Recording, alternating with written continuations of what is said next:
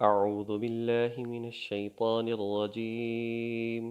بسم الله الرحمن الرحيم. إنا جعلنا في أعناقهم أغلالا فهي إلى الأذقان فهم مقمحون وجعلنا من بين أيديهم سدا ومن خلفهم سدا فأغشيناهم فهم لا يبصرون. صدق الله العظيم. انا جعلنا فی اعناقہم اغلالا، بے شک ہم نے ڈال دیے ہیں ان کے گلوں میں طوق. اعناقہم عنق کی جمع ہے، ان کے گلوں میں، ان کی گردنوں میں.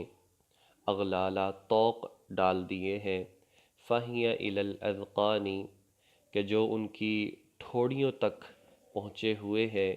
فہم مقمحون، جس کی وجہ سے ان کے سر اوپر اٹھے ہوئے ہیں.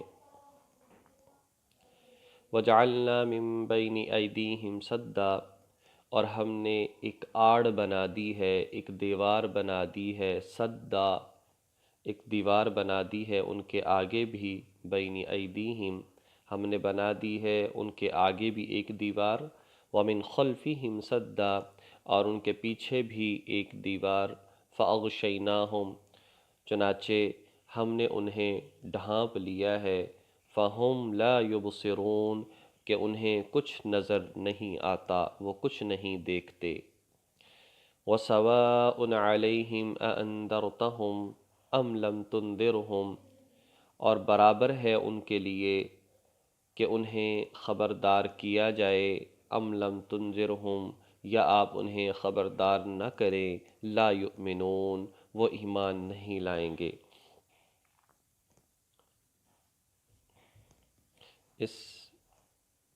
ان آیات میں اللہ تبارک و تعالیٰ نے مشرکین مکہ کے حوالے سے، جیسا کہ پچھلی آیات میں بات چل رہی تھی کہ یہ لوگ حق بات پر اکثریت سے لوگ ایمان لانے والے نہیں ہیں.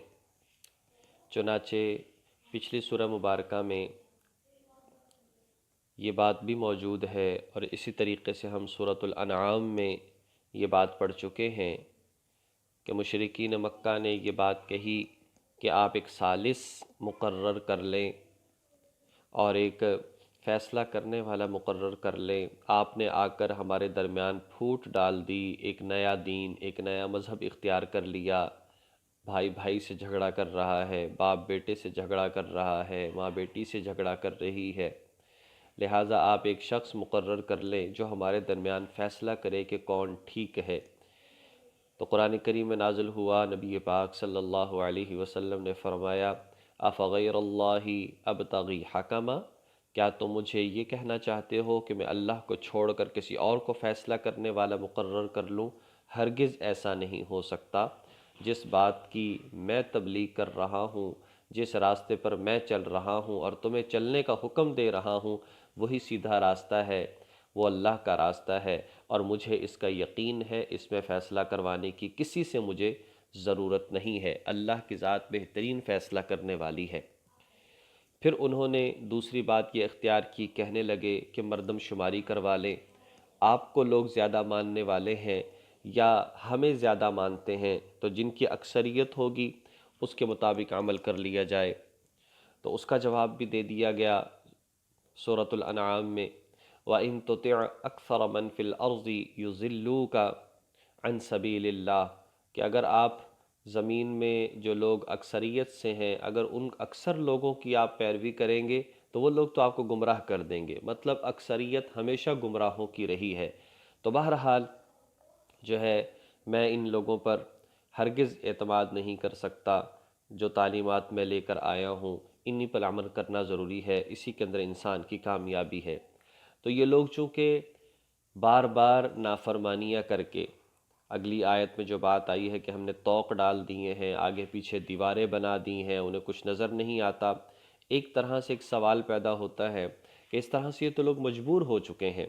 اللہ تعالیٰ نے ان کے گلوں میں طوق ڈال دیے. طوق سے مراد یہاں پر کیا ہے؟ یعنی تکبر اور انکار کے چوڑے طوق، کہ جس کی وجہ سے حق بات کو یہ نہیں دیکھنا چاہتے.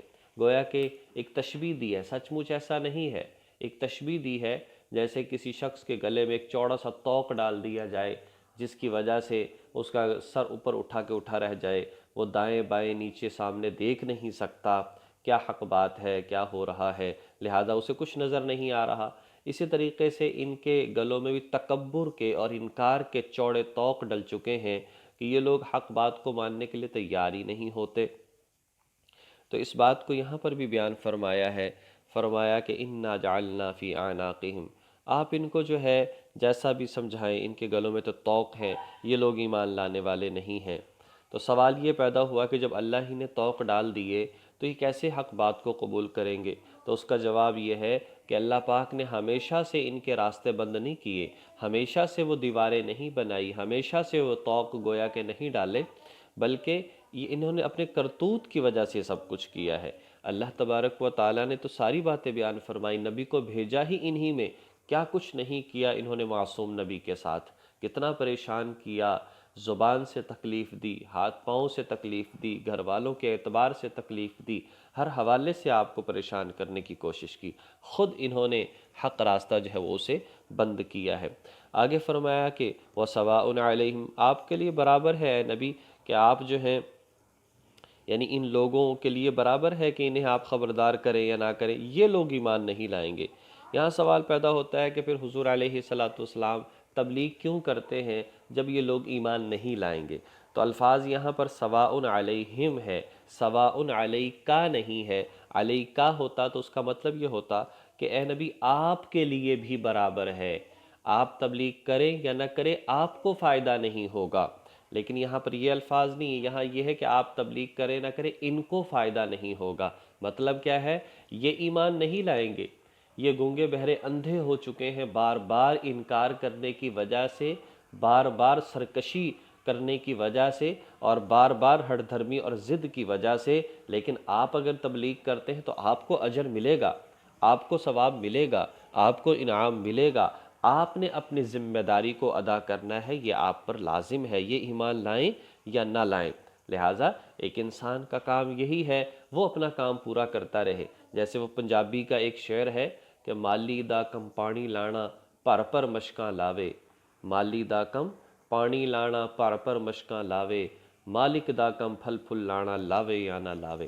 انسان کا کام اللہ تبارک و تعالیٰ کی عبادت کرنا ہے، احکامات کو ماننا ہے، اور اگر ہماری کوئی مراد پوری نہیں ہوتی، اور اگر جو ہے ہماری ضرورت کوئی پوری نہیں ہوتی، یا اگر ہماری کوئی دعا رہ جاتی ہے، تو یہ بات یہ ہے تو اللہ کے سوا ہے کوئی اور در کہ چلو یہاں قبول نہیں ہوتا کہیں اور چلا جائے؟ در ایک ہی ہے، چاہے قبول کیا جائے سجدہ، چاہے ٹھکرا دیا جائے۔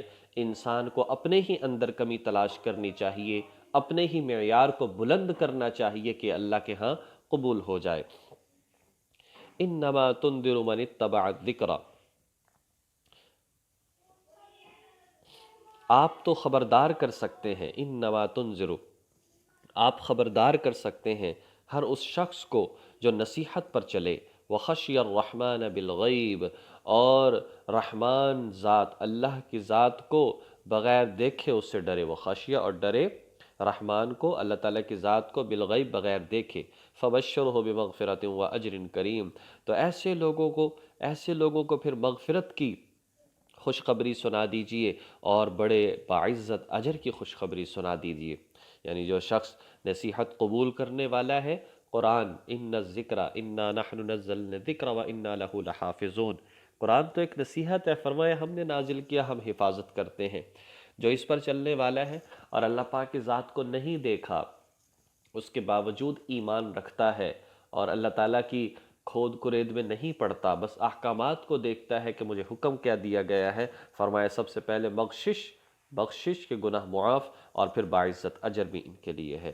انا نحن نحیی الموتى، یقیناً ہم تمام مردوں کو زندہ کریں گے، وَنَكْتُبُ مَا قَدَّمُوا، اور ہم لکھتے ہیں جو یہ لوگ آگے بھیجتے ہیں یعنی اعمال، وَآثَارَهُمْ، اور ہم انہیں بھی لکھتے ہیں جو یہ لوگ پیچھے چھوڑ جاتے ہیں، وَكُلَّ شَيْءٍ أَحْصَيْنَاهُ، اور ہر چیز کا ہم احاطہ کیے ہوئے ہیں، فی امام مبین، فی امام مبین، ایک واضح کتاب میں، ایک واضح کتاب میں، لوح محفوظ میں، نامہ اعمال میں ہم ہر طرح سے ان کے کاموں کو محفوظ کیے ہوئے ہیں، جو کچھ یہ لوگ کرتے ہیں۔